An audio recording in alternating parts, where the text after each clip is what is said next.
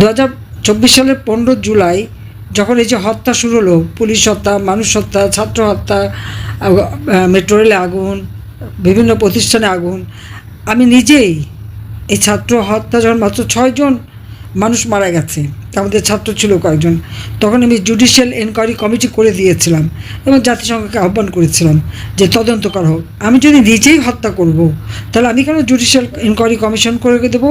কিন্তু আমি সেটা করেছিলাম কারণ আমি জানতে চাই যে এই হত্যাকাণ্ড কীভাবে হলো, কারা সংগঠিত করলো, এবং যে বুলেট দিয়ে হত্যা হয়েছে সেই বুলেট তো আমাদের পুলিশ ব্যবহার করে না। অথচ মিথ্যা মামলা শুধু না, আন্তর্জাতিক পর্যায়ে পর্যন্ত বদনাম দেওয়া, অ্যামনেস্টি ইন্টারন্যাশনাল এবং জাতিসংঘ যে রিপোর্ট দিয়েছে বা তারা আবার বিচার চেয়েছে, আমি অ্যামনেস্টি ইন্টারন্যাশনালকে ডাকবো এবং জাতিসংঘকে বলবো যে তারা আগের যতগুলি হত্যাকাণ্ড হয়েছে প্রত্যেকটা হত্যাকাণ্ডের তদন্ত তাদের করতে হবে। ইউনুস যেমন মেটিকুলাসলি ডিজাইন করে এই চক্রান্ত করেছে, এদেরকে আমি বলবো মেটিকুলাসলি এইসব তদন্তগুলি যেন তারা করে। প্রত্যেকটা কবর থেকে ওই আবু সাইদ থেকে শুরু করে প্রতিটি ছাত্রের লাশ তুলে ফরেন্সিক করে কিভাবে তারা মারা গেছে তার সঠিক তথ্য খুঁজে বের করতে হবে, সঠিক তদন্ত করতে হবে। এটা আমারই দাবি যে তদন্ত করে তারপর তারা দেখুক যে এই হত্যাকাণ্ডগুলি কে ঘটিয়েছে। আমি এখানে মানুষ হত্যা করতে আসিনি, আমি মানুষের কল্যাণ করেছি, আমি উন্নতি করেছি, আমি দুর্নীতি করতে আসিনি, সাধারণ মানুষের জীবনমান উন্নতি করেছি। সেখানে আমার অপরাধটা কী? আজকে এই মিথ্যা তথ্য দিয়ে, এবং এই প্রতিবেদনটা বিবিসি যখন করলো, তার তো উচিত ছিল সারা গ্রাম বাংলাদেশ ঘুরে দেখা, প্রত্যেকটা পরিবারের সাথে কথা বলা, ক্ষতিগ্রস্ত পরিবার, কত ঘরে আগুন দিয়েছে, কত ইন্ডাস্ট্রিতে আগুন দিয়েছে, হাসপাতালে আগুন দিয়েছে, হোটেলে আগুন দিয়েছে, সেখানে মানুষ পুড়ে মারা গেছে। 32 নম্বর যখন আগুন দিয়েছে সেখানেও 3 জন মানুষের লাশ পাওয়া গেছে 32 নম্বর রোডের উপরেই। তো এই লাশগুলি কারা করলো, এই হত্যাকাণ্ডগুলি কারা করলো, এটা তো তাদের খুঁজে দেখা উচিত ছিল। জাতিসংঘের এনকোয়ারি কমিশন যখন এসেছে, আমাদের দলের পক্ষ থেকে যারাই কথা বলেছে একটা কথারও তারা গুরুত্ব দেয়নি। ওই ইউনুসের যে মেটিকুলাস ডিজাইনের অংশ হিসেবে ইউনুস সেন্টারে বসে তার যে 40 জন প্রতিনিধি আছে যাদেরকে মাসোহারা দিয়ে রাখে, কন্টেন্ট তৈরি করে, মনে হলো যেন সেই কন্টেন্টের ভিত্তিতেই এইসব প্রতিবেদন দেওয়া হয়েছে এবং আমার নামে মিথ্যা অপবাদ দিয়ে আজকে বলছে আন্তর্জাতিক আদালতে বিচার। হ্যাঁ, আমিও চাই আন্তর্জাতিক আদালতে বিচার, কিন্তু সেই বিচার হওয়ার আগে ওই ইউনুসের কন্টেন্ট দিয়ে হবে না। এখানে আসল এক্সপার্ট নিয়ে এসে প্রত্যেকটা হত্যার তদন্ত করতে হবে, প্রত্যেকটা হত্যার তদন্ত করে এর সঙ্গে কে দায়ী সেটাই খুঁজে বের করতে হবে। আর এটা যদি তারা খোঁজে, অবশ্যই আমি জানি, শতভাগ আমার বিশ্বাস যে ইউনুস যেই হত্যাকাণ্ডগুলি ঘটিয়েছে এতে কোনো সন্দেহ নাই। তার কাজ হচ্ছে উদরপিণ্ডি বুদর গাড়ি দেওয়া। যারা হত্যা করেছে, অগ্নিসন্ত্রাস করেছে, তাদেরকে দিয়েছে দায় মুক্তি, আর মামলা দিয়েছে আমাদের বিরুদ্ধে, আওয়ামী লীগের নেতাকর্মীদের বিরুদ্ধে। কাজে এই জিনিসটাই তাদের খুঁজে বের করতে হবে। দায় মুক্তি কেন দিল, কী কারণে? দায় মুক্তি তো এই জন্যই দিয়েছে যে যেহেতু তারা দায়ী, যেহেতু তারা এই সমস্ত অপকর্ম করেছে, যারা এই ইউনুসের প্ররোচনায় যে সময় তার যে মাস্টার মাইন্ড এবং চালারা, তারা তাদেরকে যা বুঝিয়েছে সেটা বিভ্রান্ত হয়েছিল। আজকে তারা সেই বিষয়টা বুঝতে পেরেছে, অনুশোচনা হচ্ছে, ক্ষমা চাচ্ছে। আমি তো ক্ষমা করে দিয়েছি, আমার তো কারোর বিরুদ্ধে কোনো অভিযোগ নেই। কিন্তু আজকে আমরা আমাদের আওয়ামী লীগের অগণিত নেতাকর্মী, মুক্তিযোদ্ধা, তাদেরকে অপমান করা, তাদেরকে হয়রানি করা, মিথ্যা মামলা দেওয়া, এবং আমাদের তো ঘর বাড়ি কিছু নেই। আমার তো ঢাকা শহরে কোনো বাড়িঘরই নেই। জয়পুতুলের বাবার বাড়ি সুধাসদন, সেটাকে আগুন দিয়ে পুড়িয়েছে, লুটপাট করেছে, কিচ্ছু নেই আমাদের, সব লুট করে নিয়ে গেছে, এক কাপড়ে বের হয়ে আসতেছে। তো সেই ক্ষেত্রে আমি বলবো যে তদন্ত যদি করতে হয়, আমাদের বিরুদ্ধে মামলা করেছে সে যদি মামলা চালাতে হয়, তাহলে আগে এই তদন্ত করে দেখতে হবে যে কারা এই হত্যার সঙ্গে দায়ী। আমি এটা চাই, কারণ হত্যা করা আমাদের কাজ ছিল না। তাহলে তো যখন থেকে তারা ছাত্র আন্দোলনে নেমেছে তখনই তাদের উপরে হামলা করে তাদেরকে তুলে দেওয়া যেত, যেটা ডক্টর ইউনুস এখন করে। ছাত্ররা আন্দোলন করেছে, আন্দোলন নামার সাথে সাথে তাদেরকে গুলি করা, সাউন্ড গ্রেনেড, গরম পানি মারা। প্রাইমারি শিক্ষক, ছোট বাচ্চা কোলে, তার উপরে গরম পানি মেরেছে। মাদ্রাসার শিক্ষক আন্দোলন করতে গেছে, তাদের হামলা করেছে। গার্মেন্টস শ্রমিকরা আন্দোলন করেছে, সেখানে গুলি করে 2 জন শ্রমিক হত্যা করেছে। শ্রমিকদের একটা ইন্ডাস্ট্রি বন্ধ করে দিয়েছে, শ্রমিকদের পেটে লাথি মেরেছে, তারা আজকে কাজ পায় না। এগুলি কারা করেছে? এগুলি অপরাধ না? আর হত্যাকাণ্ড তো এখনও চলছে। আজ পর্যন্ত চলছে। গত 2 দিন আগেও আমাদের যুবলীগের এক নেতাকে হত্যা করেছে। একের পর এক তারা হত্যাকাণ্ড করে যাচ্ছে এবং এর কোনো বিচার নাই, কোনো নালিশ করার জায়গা নেই, মামলা করা যাবে না। যারা ক্ষতিগ্রস্ত তারা মামলা করতে পারে না, কিন্তু আমাদের বিরুদ্ধে মামলা একটার পর একটা, 450-এর উপর মামলা, সব নাকি হত্যাকাণ্ড। আর 1400 মানুষের যে তালিকা জাতিসংঘ ঘোষণা করেছে, অ্যামনেস্টি ইন্টারন্যাশনাল রিপোর্ট, তারাও সেই 1400 বলেছে। আমি তাদেরকে চ্যালেঞ্জ দিচ্ছি, সেই 1400 নাম তারা বলবে। আর যে লিস্ট গেজেট করেছে সরকার, 832 জন না কতজন, ওই গেজেটে যাদেরকে মানে নিহত শহীদ বলেছে, প্রত্যেকটা কেস তদন্ত করে দেখুক এর মধ্যে কতটা ফাঁক আছে।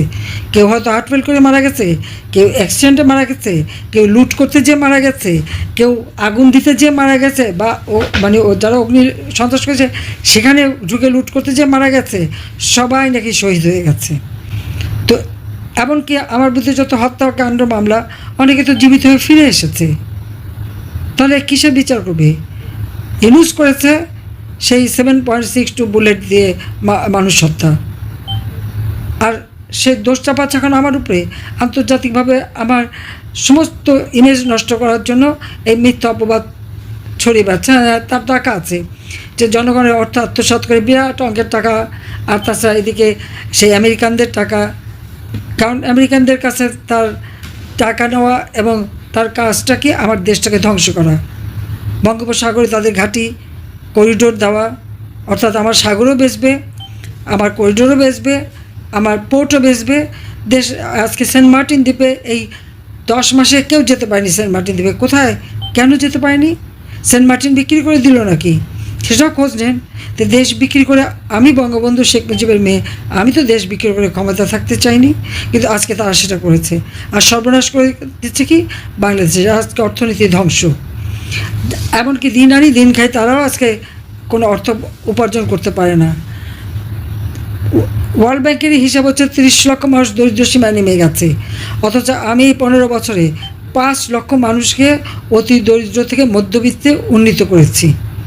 তো আমার অপরাধটা কোথায় সেটা আমি জানতে চাই। আমাদের ছেলে মেয়েদের অপরাধ কী, তাদের বিরুদ্ধেও সে লেগে আছে। আর ইউনুসের বিরুদ্ধে তো মামলা আছেই, ক্ষমতা যেই সব মামলা সে প্রত্যাহার করে নিয়েছে, আর আমাদের মামলা দিয়েছে। ঠিক আছে, মামলা দিক, সততার একটা শক্তি আছে, আমরা সততার সাথে চলেছি, কাজে সে আত্মবিশ্বাস আছে। আন্তর্জাতিকভাবে তার পয়সা আছে, অপপ্রচার চালাতে পারে, কিন্তু সত্যের জয় একদিন হবে। আজকে যাদের সামনে কথা বললাম, প্রত্যেকেই তো আজকে ভুক্তভোগী। কারোর তো জীবনে শান্তি নাই, নিরাপত্তা নাই। মেয়েরা আজকে সন্ধ্যা পরে ঘর থেকে বেরোতে পারে না, কোনো ভালো একটা চাকরি করতে পারে না, কাজ করতে পারে না। এটা কেন হবে? কই আমার সময় তো এরকম ছিল না। আমি তো সবার জীবনটাকে নিরাপদ রেখেছিলাম, শান্তি দিয়েছিলাম, অর্থনৈতিক উন্নতি দিয়েছিলাম, সমৃদ্ধির পথে বাংলাদেশ এগিয়ে যাচ্ছিল, খাদ্যের নিরাপত্তা ছিল, সবই ছিল।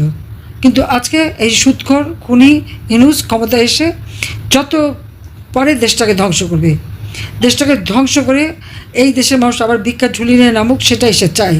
তার মধ্যে কোনো দেশপ্রেম নাই। সে বিদেশে অর্থ বিনিয়োগ করে, এত টাকা পেল কোত্থেকে?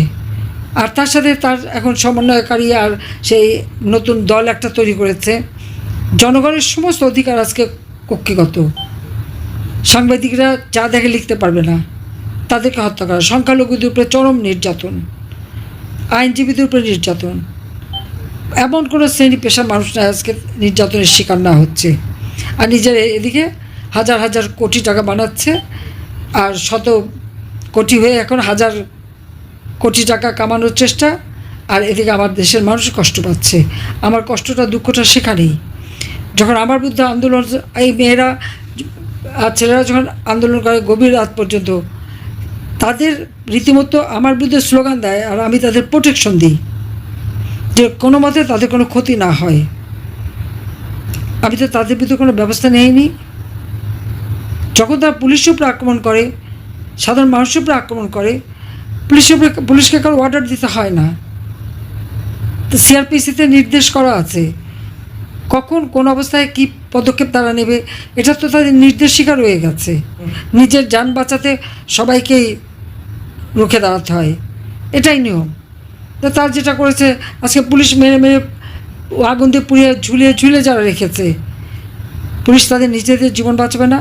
আজকে র্যাবের সদস্যকে হত্যা করেছে, পুলিশ হত্যা করেছে, আনসার হত্যা করেছে, সেনাবাহিনীর অফিসার, বিমান বাহিনীর অফিসারদের আক্রমণ করেছে।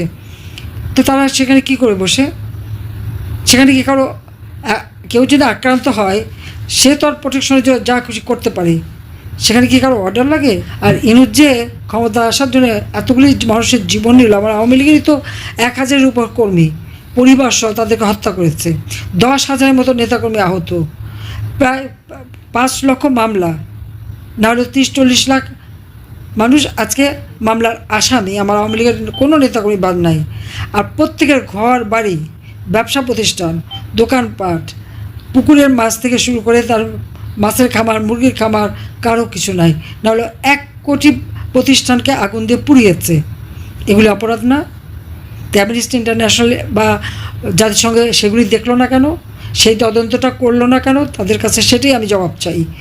আমার বিরুদ্ধে মামলা করবে, কিন্তু এই জবাবগুলি আমি আগে চাই, যে তার এই জবাবটা দিতে হবে। আর প্রত্যেকটা হত্যাকাণ্ডের তদন্ত করেই তখন বিচার করবে।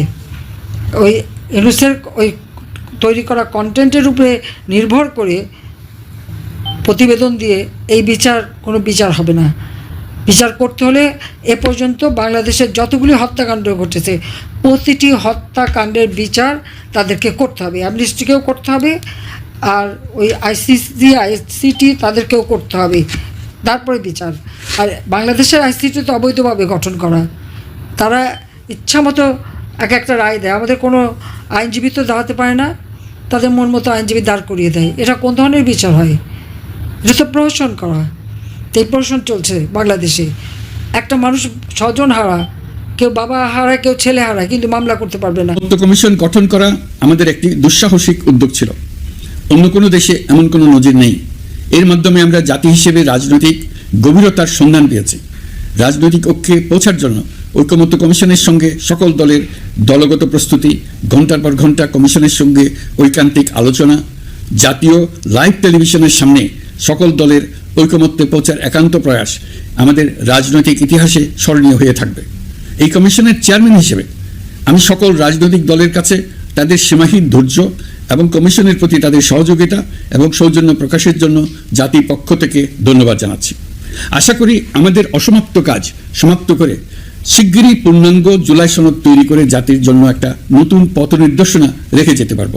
এই কমিশনের অভিজ্ঞতার মাধ্যমে দেশের যে নতুন রাজনৈতিক সংস্কৃতি গড়ে ওঠার সম্ভাবনা দেখা দিয়েছে, আগামী নির্বাচনের মাধ্যমে যদি সেটা বিকাশমানভাবে স্থায়ী রূপ দিতে পারি, তাহলে আমরা ভবিষ্যতের সকল রাজনৈতিক সংকট মোকাবেলা করতে সক্ষম হব। সকল প্রস্তুতি সমাপ্ত করে দেশের সকল মানুষের, কিশোর কিশোরী, তরুণ তরুণী, ছাত্রছাত্রী, কৃষক, জেলে, গৃহিণী, দিনমজুর, শ্রমিক, ব্যবসায়ী, পেশাজীবী, শিল্পী সবাই মিলে চেষ্টা করে একটা সুন্দর নিখুঁত নির্বাচন আয়োজন করে নতুন বাংলাদেশের দৃঢ় ভিত্তি রচনা করব। প্রিয় দেশবাসী, আমি জানি আগামী জাতীয় নির্বাচন কখন হবে সে বিষয়ে সিদ্ধান্ত জানার জন্য রাজনৈতিক দল ও জনগণের মধ্যে বিপুল আগ্রহ রয়েছে। আমি বারবার বলেছি, এই নির্বাচন ডিসেম্বর থেকে আগামী বছরের জুনের মধ্যে অনুষ্ঠিত হবে। এই সময়ের মধ্যে দেশে নির্বাচন উপযোগী পরিবেশ সৃষ্টির জন্য যা যা করা দরকার সরকার তাই করছে।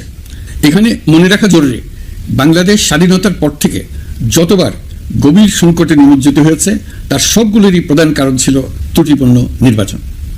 ত্রুটিপূর্ণ নির্বাচন প্রক্রিয়ায় বারবার ক্ষমতা কক্ষিগত করার মধ্য দিয়ে একটি রাজনৈতিক দল বর্বর ফ্যাসিস্টে পরিণত হয়েছিল। এই ধরনের নির্বাচন যারা আয়োজন করে তারা জাতির কাছে অপরাধী হিসেবে চিহ্নিত হয়ে যায়। এমন নির্বাচনের মধ্য দিয়ে যে দল ক্ষমতায় আসে তারাও জনগণের কাছে ঘৃণিত হয়ে থাকে। এই সরকারের একটি বড় দায়িত্ব হলো একটি পরিচ্ছন্ন, উৎসবমুখর, শান্তিপূর্ণ, বিপুলভাবে অংশগ্রহণের পরিবেশে একটি নির্বাচন অনুষ্ঠান করা, এমন একটি নির্বাচন আয়োজন করা যাতে করে দেশ ভবিষ্যতে নতুন সংকটে না পড়ে। এই জন্য সবচেয়ে বেশি গুরুত্বপূর্ণ হলো প্রাতিষ্ঠানিক সংস্কার। যেই প্রতিষ্ঠানগুলো নির্বাচনের সঙ্গে সরাসরি জড়িত সেগুলোতে যদি সুশাসন নিশ্চিত করা না যায় তাহলে ছাত্র জনতার সকল আত্মত্যাগ বিফলে যাবে। সংস্কার, বিচার, নির্বাচন এই তিনটি ম্যান্ডেটের ভিত্তিতে আমরা দায়িত্ব গ্রহণ করেছিলাম। সেই বিবেচনায় আগামী রোজার ঈদের মধ্যে সংস্কার ও বিচারের বিষয়ে আমরা একটি গ্রহণযোগ্য জায়গায় পৌঁছতে পারব বলে বিশ্বাস করি।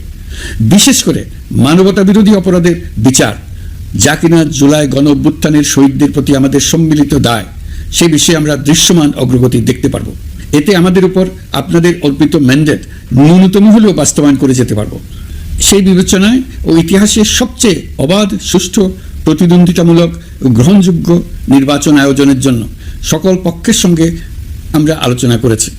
পাশাপাশি বিচার, সংস্কার ও নির্বাচন সংক্রান্ত চলমান সংস্কার কার্যক্রম পর্যালোচনা করে আমি আজ দেশবাসীর কাছে ঘোষণা করছি যে আগামী জাতীয় নির্বাচন 2026 সালের এপ্রিলের প্রথমার্ধের যে কোনো একটি দিনে অনুষ্ঠিত হবে। এই ঘোষণার ভিত্তিতে নির্বাচন কমিশন উপযুক্ত সময়ে আপনাদের কাছে নির্বাচনের বিস্তারিত রোডম্যাপ প্রদান করবে। আমরা এমন নির্বাচন চাই যা দেখে অভ্যুত্থানের শহীদদের আত্মা তৃপ্তি পাবে, তাদের আত্মা শান্তি পাবে। আমরা চাই আগামী নির্বাচনে সবচেয়ে বেশি ভোটার, সবচেয়ে বেশি প্রার্থী ও দল অংশ নেক। এটা সবচেয়ে অবাধ, সুষ্ঠু ও নিরপেক্ষ নির্বাচন হিসেবে জাতির কাছে স্মরণীয় হয়ে থাকুক। 1.5 যুগ পরে দেশের সত্যিকারের একটি জনপ্রতিনিধিত্বশীল সংসদ গঠিত হবে। বিপুল তরুণ গোষ্ঠী এবার জীবনে প্রথম ভোট দেওয়ার সুযোগ পাবে। এসব লক্ষ্যে প্রয়োজনীয় সকল পদক্ষেপ নেওয়ার জন্য আমরা জাতির কাছে অঙ্গীকারবদ্ধ। আমি দেশবাসীর প্রতি আহ্বান জানাই, আপনারা সকল রাজনৈতিক দল এবং আপনাদের এলাকার প্রার্থীদের কাছ থেকে সুনির্দিষ্ট অঙ্গীকার আদায় করে নেবেন, যেন আগামী সংসদের প্রথম অধিবেশনেই যেসব সংস্কারের প্রশ্নে ঐকমত্য অর্জিত হয়েছে তা কোনো প্রকার কাটাছেঁড়া ছাড়াই যেন তারা অনুমোদন করেন। আপনারা ওয়াদা আদায় করে নেবেন যে তারা বাংলাদেশের স্বাধীনতা, সার্বভৌমত্ব, আঞ্চলিক অখণ্ডতা এবং জাতীয় মর্যাদার প্রশ্নে কখনো কোনো প্রকার আপোষ করবেন না।